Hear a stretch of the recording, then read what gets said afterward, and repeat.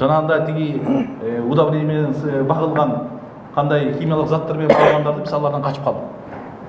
Биз болсо бияктан ошо айтпайм, мына бизден ошону жактап атсак, ошол жактан экологический продукциялар боюнча кандай өздөштүрсөк болот? Биз ошо нациябызды бакканга аракет кылышыбыз керек.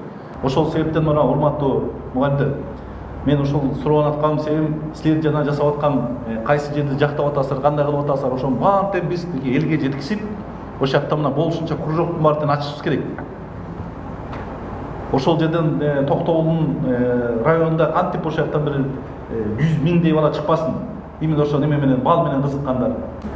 Мына бизде болсо билесиз, дүйнө жүзүн тааныткан грецкий орехибиз бар. 1000 жылдык тарыхы менен бар. Бизге ошол да жана Македонский келгенде бизге ошондой кайдыгер мамиле кылып коюп туруп, биздин атыбызды ошол албай алган үчүн ошончо грецкий деп аталып калды да. Азыр да биз ошол эле тарыхты кайталап келе атабыз, баарыбыз да кайдыгер мамиле менен жүрүп атабыз. Мына мен билишимче айтпайм, биз өзүбүздүн деңгээлибизде айрым неме менен силер өзүнчө иштеп атасыздар, администрация, исполнительный бийлик өзүнчө иштеп атат. Мына менин пониманием болсо мен айтып атам, тияктан давай по периметру биз коруйлук деп. Мал киргизбейлик деп. Айтпайм, бөлөнү сойсо да касапчы сойсун деп. Мына силерде болсо конкретный программа бар экен да, как можно их сохранить и как можно будет их увеличивать и выращивать. Ошол себептен мына бүгүнкү болсо атайын ушул жакка келип катышайын деп мен силерге отурам.